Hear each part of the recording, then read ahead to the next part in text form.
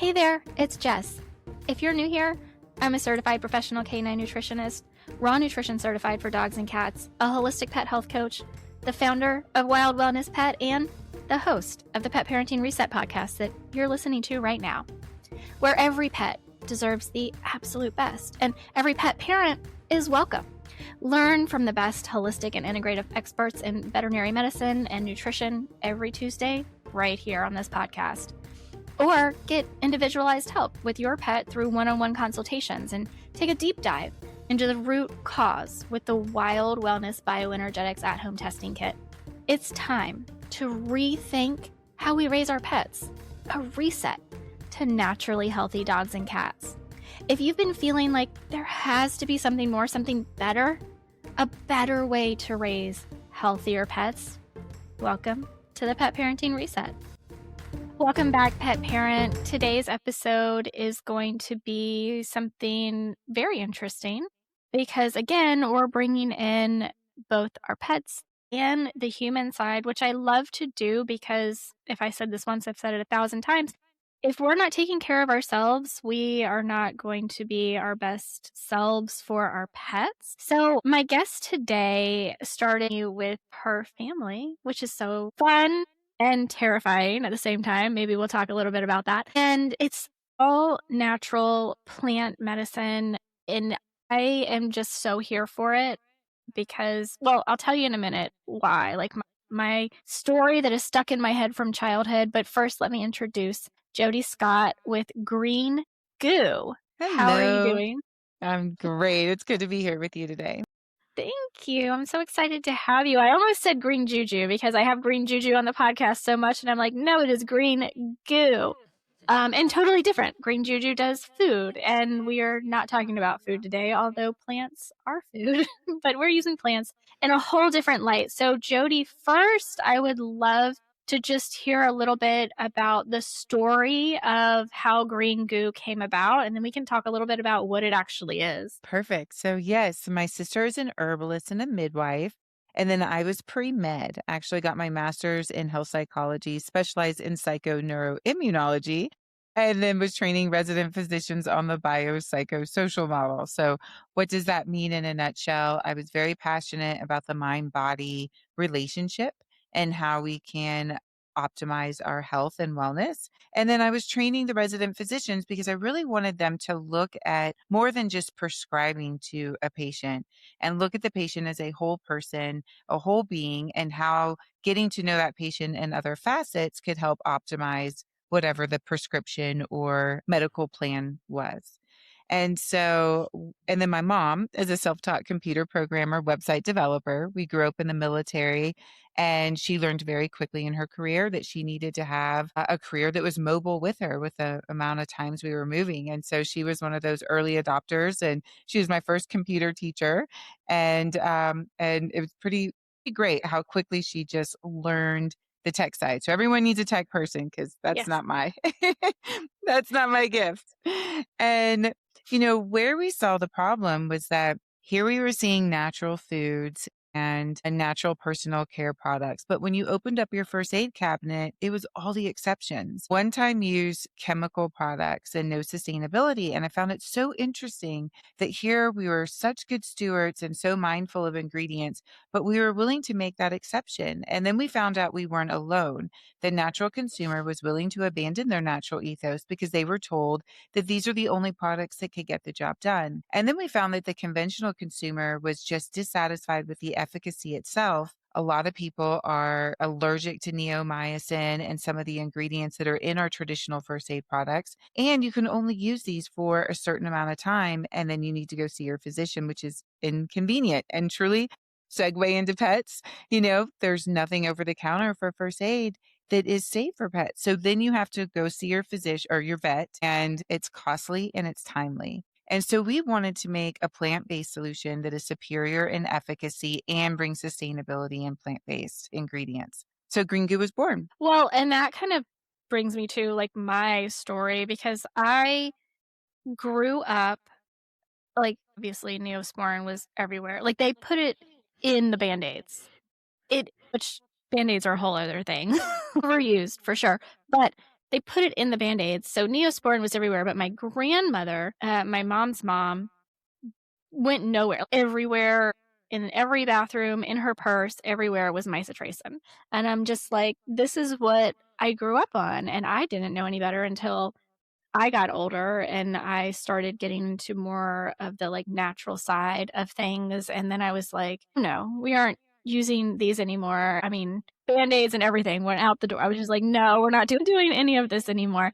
I would much rather do, clean it, use some aloe, like, have an aloe plant in your house, right? And, like, do the natural things, and it is hard for first aid, especially first aid, because we have this mindset of it's like this immediate, like we have to get something going now. We can't research, we can't wait, we can't. So you either have to be prepared or like have something that's already available that is natural, that isn't chemical laden and causing potentially harm.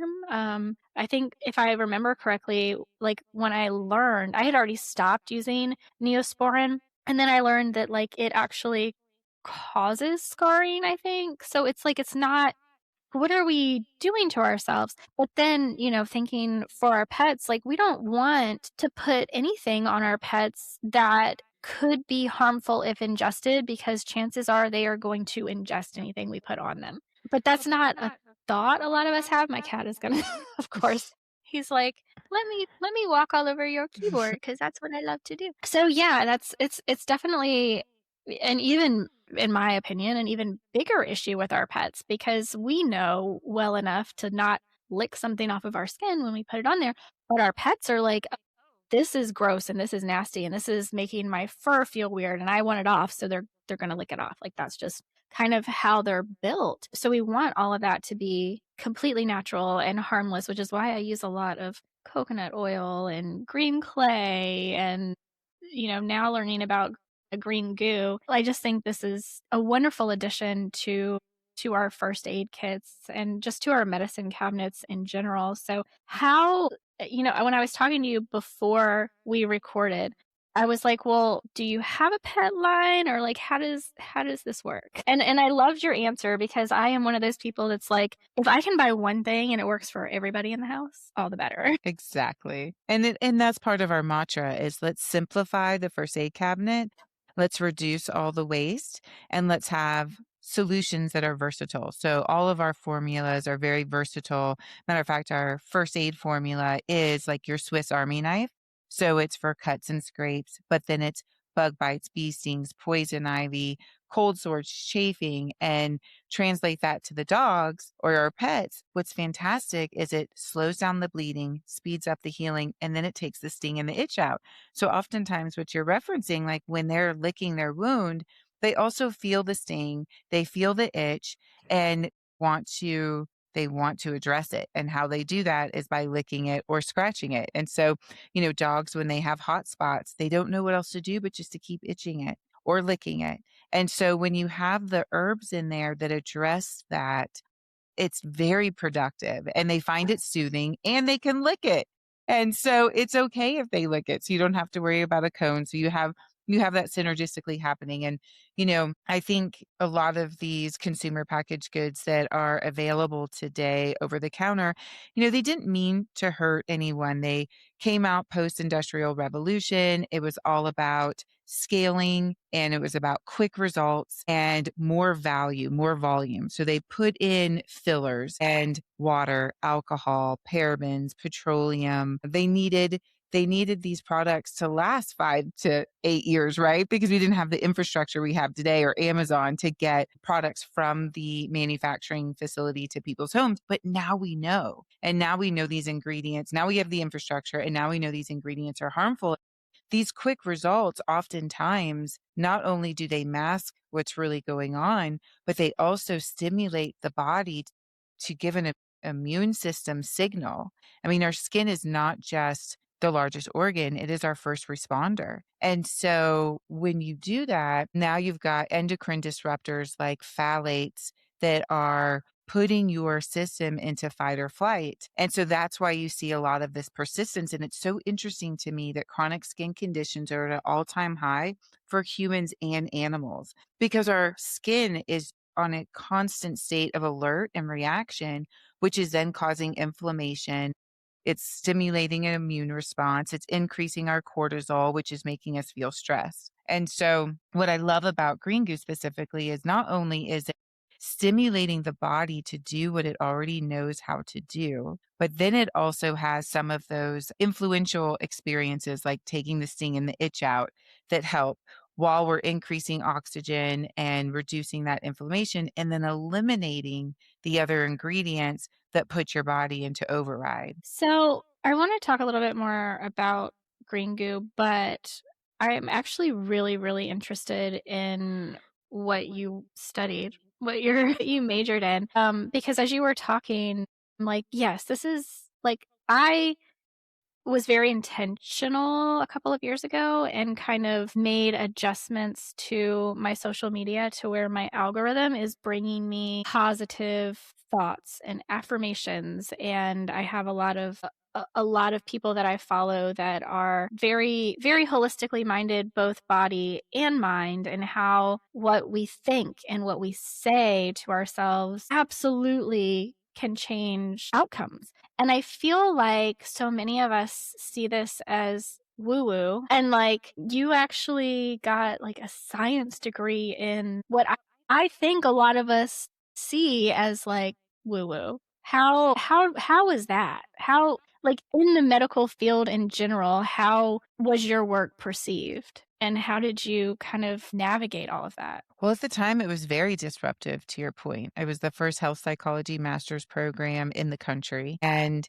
there still was not a lot of data to support. There was anecdotal information and parallel data that you saw these convergences, and you saw them coming together. Fast forward to today, what's really cool is we're now identifying this more holistic research approach. And there's a lot more data to support what we were thinking that was, call it hypothetical or woo woo, where we're still trying to get the data. Like, can we get true cause and effect results? And so now you'll see where the Journal of Behavioral Medicine is joining forces with the Journal of Dermatology, and they're putting together real clinical studies to say, okay, if a person practices, we'll call it mindfulness activities, and then we'll go ahead and put those into a box. So they're doing gratitude journals and they're doing some meditation and some deep breathing in a controlled setting.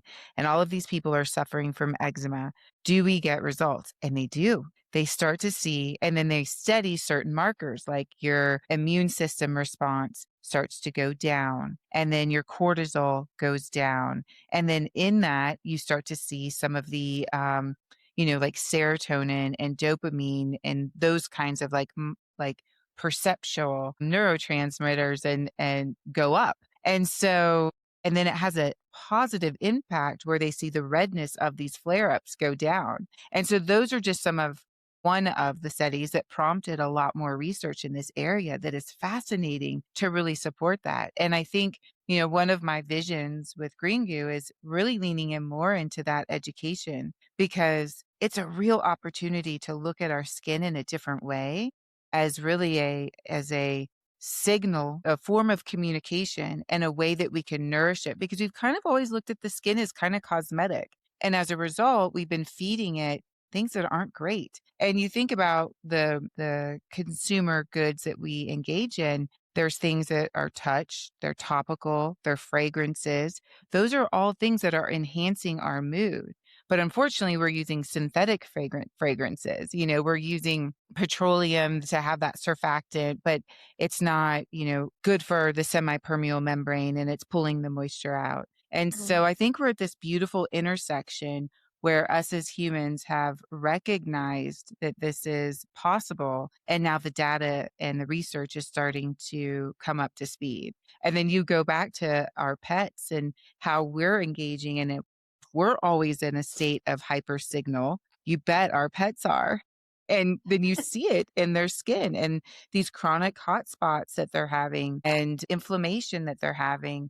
and they're really just mirroring our journey. Well, that is very interesting because, functionally speaking, when we think of skin issues, we think of gut issues.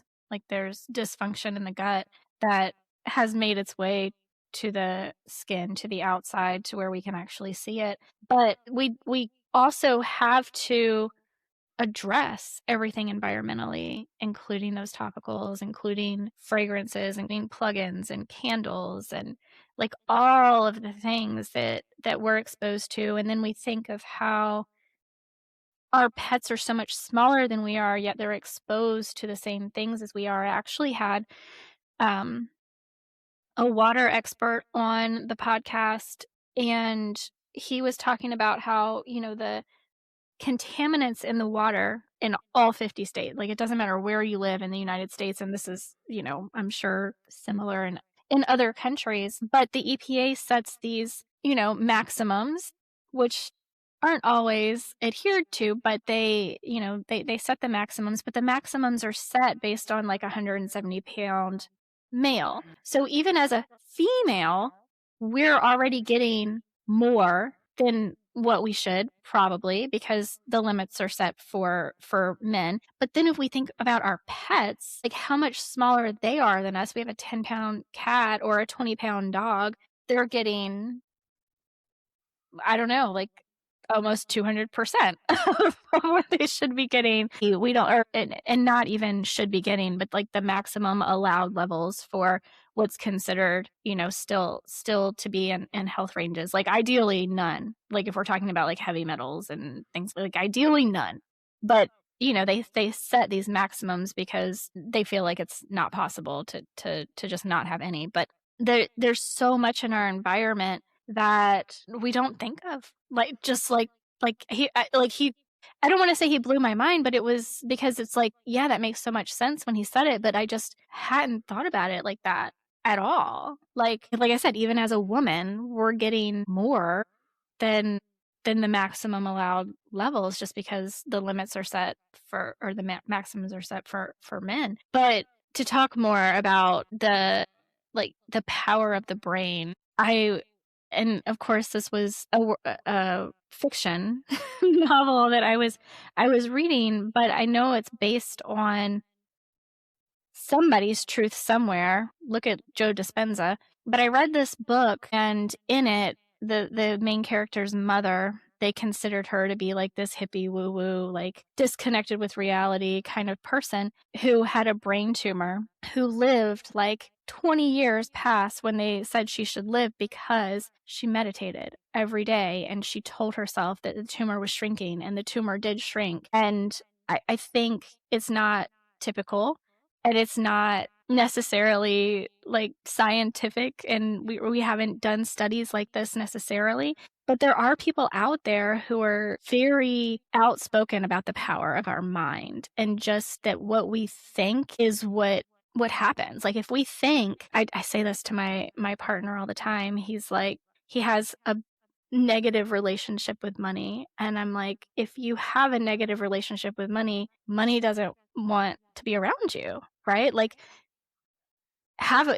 it's hard to change our mindset when we have past experiences that are to the contrary, but to actually say and put out into our field, into our awareness, positivity into things that are generally perceived as negative, like we can act. I feel like we can actually, I don't know where I'm going with this. I'm just curious, like, what do you do? How do you, like, as somebody who actually studied this stuff, how do you approach the subject with people? What are some of your like tips and tricks? Because and I'm saying this not just for us as humans, I think this is incredibly beneficial for us as humans, but our pets absorb everything about our energy. Like if our energy is off or negative, our pets are suffering. They are. Oh my goodness, so much I want to share here. So I was going through a really difficult time. I was entrepreneurial burnout. I was just go, go, go,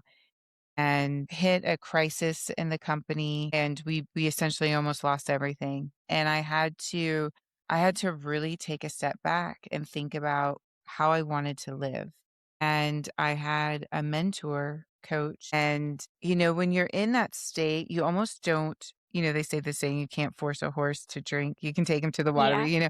When you're in Yeah. that state, you almost don't even know what to do, right? Because your mind takes over. And burnout, it's an interesting when you think about what it feels like. Like you're fatigued and you don't have energy, but your mind is racing. It's like this like disconnect and dissonance at the same time of your mind and your body. And he's like, hey, you know what, Jody? It is time for mental fitness boot camp. And he's like, we need to build the neural pathways. And he knew me and how I appreciate science. And he started giving me just a lot of data to support why this would work. And he's like, I want you to set your alarm every 3 hours and you're going to do presence exercises. Because when you're in a state of presence, you flood your body with all of these neurotransmitters and you forge new paths and new ways of thinking where all of a sudden you are in it's more expansive. It's less fight or flight and then higher functioning skills come in because you're now don't have your frontal lobe taking over your amygdala with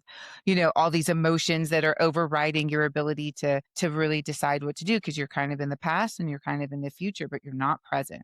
And so every 3 hours, my alarm would go off and he's like, and you stop what you're doing. And here are what presence exercises mean. So I would have to go for a 2-minute walk and feel my muscles. Start with your feet and just work your way up until you get to your shoulders and to your breath. And that is the only thing you focus on is that muscle. And every time a thought comes in, you let it go out and you just go back to focusing on that muscle. The next one was, I want you to hear the sound that's furthest away and only focus on that sound for 30 seconds. And then I want you to come in and I want you to hear the sound that's closest to you and only focus on that sound and do that for 30 seconds. And then sometimes go back and forth so you can feel your shift in that exercise of forcing yourself to go back and forth. Look at a horizon, look at the clouds, only look at the clouds. So the point is to get visual, auditory, physical, feeling your fingers, doing your breath, and you kind of go through different kinds of those exercises that allow you to get present. Because you think about when you're washing your hands, you're just like rushing to wash your hands. But then you get to a place where you start to recognize you're not present. And so then you go and you're washing your hands and you stop and you actually think about washing your hands and you get in that moment. And what that does is it changes your neural pathways. And then it has this positive impact on all of your systems, right? You're no longer in fight or flight. So again, the cortisol goes down, the inflammation goes down, clarity comes in. And when you build that muscle the same way you go to the gym and you work out, you feel the difference being in a stressful situation. You're able to take your hand off the hot stove quicker. You're like, okay, I just had the human experience. I needed to react, but I'm not going to stay in that state for too long. I'm going to bring myself back to the moment. And then all of a sudden you feel the difference in your body. And so it very much is and I don't know what to call it other than, your mental fitness muscle that you have to spend time on in that same way. And I love how you have set up your social feed to serve you in that way, because that very much gets you present while building off of the positive impact that can have on the various neurotransmitters that need to be released in a way that gets your systems in alignment. And I think there's a lot of studies, at least what I have learned from is it Dr. Amos with the TBI, the traumatic brain injury studies that he has done with building new neural pathways in the brain, because a traumatic brain injury is just that. You've severed neural pathways, and it's like for the longest time we just thought, well, they're severed, they're gone, you're never going to regain them. But the body is amazing. And so if you are intentional, you can not reconnect what was severed, but build around. And I find that to be so fascinating, because I know even 5 years ago, I was a pretty negative person. I grew up that way. That's what I learned. I didn't know anything different. My whole family, my mom, very negative people. And I had to be very intentional about changing the way I think, changing the words I use, changing how I perceive situations, especially negative situations, especially situations where it's like everything is going wrong. And I just have to sit back and say, this is happening for a reason. I don't know what that reason is yet, but everything is going to work out because everything always works out. Just all of these things that we say. And I think that, again, we're not just changing our lives for the better, we're changing our pets' lives for the better because they live in the same environment, in the same energy that we do. And I know just working one on one with pets, and I don't necessarily get into like the depths of this type of work with my clients, but I see so many overlaps, so many connections, so many similarities between what people are bringing to me that is going on health wise and their pets and what they or someone else in the home is also going through. I can't tell you how many dogs I have worked with that have some sort of autoimmune disease, and their owner also has an autoimmune disease. This fascinates me, but I do want to get back to Green Goo because I know that's why you're actually here.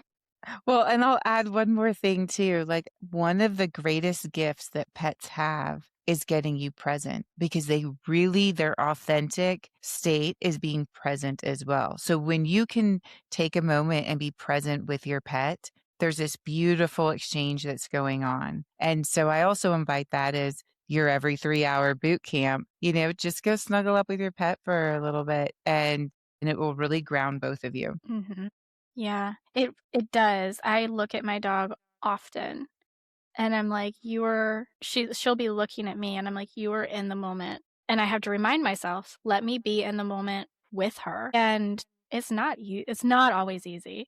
I mean, the world is moving at such a fast pace and we feel like we have to keep up, especially as entrepreneurs, right? Like we have a business, we have people counting on us, we have whether that's employees or I mean, for me, it's clients and people that listen to this podcast. Like, I have a sense of responsibility to put out good content for them, to make sure I have an episode out every single week, to make sure that I'm posting on social media so they don't forget that there's an episode out every week. Like, there's a sense of responsibility there, and it can be really hard, really, really hard. But okay, let's get back to Green Goo. And I do want to talk a little bit more about like the formulations. But before we do that, since we're talking more in the like personal development space, how is it working with family? Like I'm sure there are struggles. I have worked with family in the past and there are struggles. So how did that come about? How do you work together?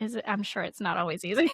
Well, we were really proactive, thankfully, and that definitely helped us build a solid foundation. I think growing up in the military helped a lot too, because it's like we had this like natural family operating system already. Mm. When you're moving that often and you're packing a house up and unpacking it and being new at the new school, you develop not only a deep respect and dependency on each other because you're like, that's going to be my next friend in the next place, but you also have to work as a unit together. And then my dad was just always this amazing leader for lots of reasons, but to pull from that, he really looked at his military team in this more like familial way. And so it just taught us some acumen early on around communication.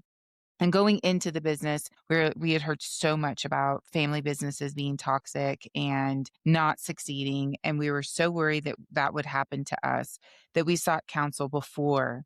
And I was like, okay, what are some good hygiene practices that we can institute so that we don't want to clobber each other and the business doesn't fall apart? And one of the things that they said was if you create a toxic environment, you're also going to invite toxic employees. There's just a way of how that happens. And so can be a very dysfunctional unit. And one of the advices or counsel that they gave us was figure out everyone's superpower and respect that lane. Put them in that job description the same way you would another employee and give them full autonomy the same way you would another employee. And that was, I mean, it felt like a no brainer, but in practice is very different, right? Because a family member can trigger you in a way that no one else can. And you also feel like you have the right to monitor them in a different way, in a different Mhm. capacity, and give them feedback in a different capacity. And we had to really create those lines. And it what it did for us was incredible. And our team saw how we operated that way. And so they didn't feel like anyone was getting any special privileges. And yet they still got to feel that family love and that unconditional nature in it. Now, it doesn't mean that there wasn't times where, we had our moments. And my sister and I are so close. Like, she graduated from high school early to come to college with me. We were roommates in college. She lives one house down.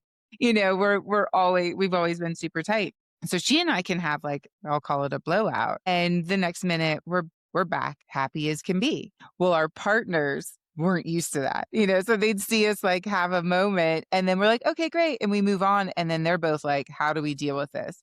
So there was that, that piece that we didn't even know was going to become a dynamic. And so we had to address that as well, because you have to remember, like, not only is there, you're working with family, but then there's relationships within the family and then those dynamics. So it was just staying ahead of it and being good stewards of it, and always going with the mindset, let's try to be proactive instead of reactive. And as long as we did that, if we encountered new situations, we were typically pretty good at getting them addressed. I'm sure it helps to have a shared mission, a purpose for actually doing good and putting good out into the world instead of just, hey, this is going to make us money, right? We had and still do. We have so much alignment on the mission and the vision. And you're right, that anchor, that North Star was huge for us as well. And it was good for the team too, because when you are faced with crises like the pandemic or, Mhm. failed investment partners, you know how to get back to the core, and then you stick together through some tough times. So, your sister, being the herbalist and midwife, I imagine had probably the biggest role in actually formulating the products. What are those formulations like? Like, how you talked a little bit earlier about not only, aiding in healing and supporting the immune system, but also with pain management. And so, I guess I'm just trying to get a little bit of like insider information as to how these formulations come about. It's been such a fun journey to see these formulations and products evolve. So when we first started making them, we were growing the herbs in our backyard. We had bees. We're drying the herbs on old screen doors and then taking it through this infusion cycle. And our whole kitchen was just a giant production facility. And it was so busy that we had to actually take our outdoor camping equipment and build a kitchen outside so that we could cook our food. And so my sister being the herbalist, and it's this like beautiful intersection for her as well, because she had the herbal knowledge, but then she also just is very intuitive in knowing plants. And she got that from my mom. My mom always loved plants. And every time we would move, we'd always have our potted plants with us as a master gardener and so forth. And so, and then where I could fit in is having the science background and going, okay, we need to be able to make this formula stable, be able to take it to manufacturing. And then because I was so data driven, looking at, what is it that the customer is looking for? Is it just an antiseptic, or are they looking to take the sting and the itch out? And so, and then my mom being so techie, which is great, she was actually the one who learned that the FDA was starting to recognize certain herbs as having medicinal properties. So she could bring that wisdom and say, okay, guys, like, great news. We love calendula. So does the FDA. Let's make sure that now we know that calendula, we call it antifungal, anti-yeast, antimicrobial, and a skin repair, but the FDA is calling it an astringent. Now we can like really lean in there. So all of those factors really leaned into and took shape for why the formulas became what they became. So like our Green Goo First Aid, that is the topical antiseptic for humans and pets and babies. We knew that we didn't want it to just be for cuts and scrapes. We wanted it to be that Swiss Army. So taking the sting out, reducing the bleeding, and speeding up the healing. And so that formula has like 13 herbs in it. And what's really cool, because of my sister's herbology background, is that, calendula has a skin repair component, and plantain has a way is nature's band-aid, and yarrow helps slow down the bleeding. But you put them all together, it also increases oxygen to the wound site and speeds up that repair process. And so she really understood how the plants work with each other as well. And so when we went to scale, nobody was extracting from plants. And so that was the real trick, that we didn't want to compromise that process, because that's why it works so well. And if we did, not only could we compromise the efficacy, because we would hurt the integrity of the plant, because if you expose it to high heat or different kinds of chemicals, it can denature it and then dilute those compounds. But then in addition, oftentimes any of those processes introduce other synthetic ingredients that we didn't want to include that also impact the efficacy. And so we had to find a manufacturer who's willing to scale and support it. And it actually took someone whose son had eczema. He tried our product and he's like, we got to get Green Goo to the world. We will figure out a way. So now we have a dedicated line with a dedicated team with a dedicated process. And we still bring the plants to the manufacturing facility where we take it through that infusion process. And you'll love that this particular product, the first aid, it was the military and it was the animal lovers who put it on the map, because it was the animal lovers. And we have a big poultry following. So hobby farming and chicken keeping, because same thing, there's nothing that's non-toxic over the counter that's available. And when a chicken gets wounded, which is often, whether it's a predator or each other, when they bleed, they'll peck each other and themselves to a harmful place. You always have to remove the chicken. And because our first aid slows down the bleeding and speeds up the healing and soothes it, you can keep your flock together. So it was really interesting to see how people were more inclined to actually take care of their pets before themselves and bring clean ingredients. And then they were like, oh, wow, I can actually use this for myself and my family too. So you may have just answered this question, but earlier you mentioned that it is hard, or it was hard at least, to get people out of that mindset of these chemical petroleum products are all that we have. Like somebody who's living a very, very clean life, and or crunchy as we like to call it, very clean living, but they're still reaching for these chemical first aid products, these petroleum based first aid products. How is it that you are like getting out there into market and saying, hey, guess what, guys? Like, you don't have to reach for these petroleum products. You can actually have this instead. This all natural plant medicine. It was so funny. I remember the first time talking to a national pharmacy buyer, and I said, I've got a plant-based Neosporin. And he just about fell out of his seat. He's like, what does that even mean? I'm like, just go home and try it. And of course, he became a fan, and then it made it on the shelf. And I think that is 10 years ago, no one was using the term plant-based. Thankfully, today, people understand what that means more. And I think there's more interest. It used to be, this, to your point, like a smaller population of people who just believed in natural because it was a lifestyle and maybe even a compromise. You know, they just did it because they wanted to be a part of that mission and that change, but perhaps it wasn't going to work better. They even thought it wasn't going to work better. And so fast forward to today, people are looking for those solutions. However, oftentimes people come to Green Goo as their last ditch effort because they still are going through that customer journey of, well, I better try this first because it's so severe. I should try this first. We had a customer last week and her daughter has severe eczema and they've tried everything. And so she called us and was like, hey, I've heard, I have a lot of doubt, but I'm willing to try it. So we gave her a regimen. And she took before pictures and she sent us 2 days ago her 1 week pictures. And she's like, I cannot believe in 1 week what we are seeing. And the pictures are just like startling because her skin is repairing, it's healing. And now she's using the repair product to help with the scarring. So now the inflammation is gone. Now she's just working through the scarring. And I've had customers who are like, I've had poison ivy for 6 months. Nothing works. I always have to go to the physician. Last ditch effort. I'm going to try your product. They try Green Goo. It's gone in 2 days. They're like, what else do you have? And so the education is really sharing those stories and sharing this wisdom, being here with you and sharing that there is an alternative and that there is an option. And it just takes time. Yeah, it does. One day, that's the hope, one day that it's not a last ditch. last ditch because that's honestly how most people find me too. They're like, "I've tried everything. I don't know what else to do."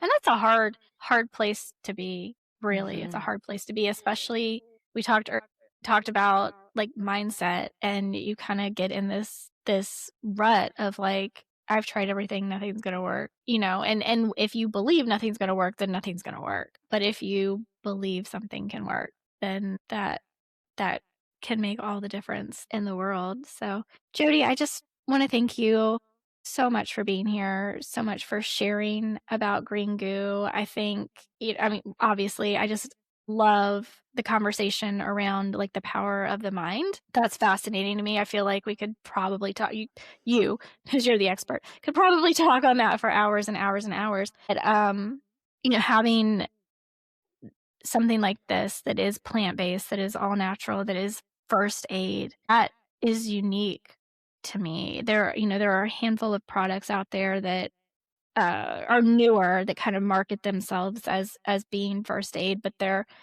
not a formulation like this. They're not complex like this. It's just like a single ingredient type thing, which can be beneficial in some cases, but then there are some that I'm very hesitant about because they can be like natural antibiotics, and that's you don't, that can be just as bad as pharmaceutical antibiotics, right?